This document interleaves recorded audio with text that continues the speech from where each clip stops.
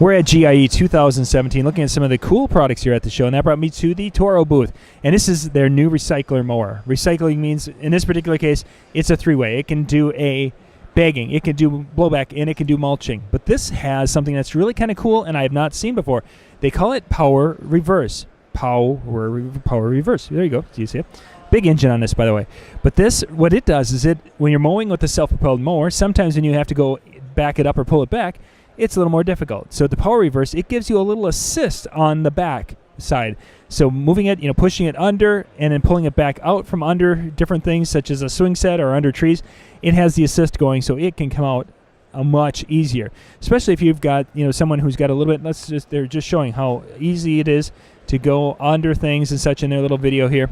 We can't run it out here. We're going to go and get a video outside with this, but this is something new here. The PoweReverse from Toro on their new recycler mower here. This is the 22-inch, so you've got a lot of cut there. Check it out. We'll put a link in the description below. We're at GIE 2017. For more tips and how-to videos, go to weekendhandyman.com.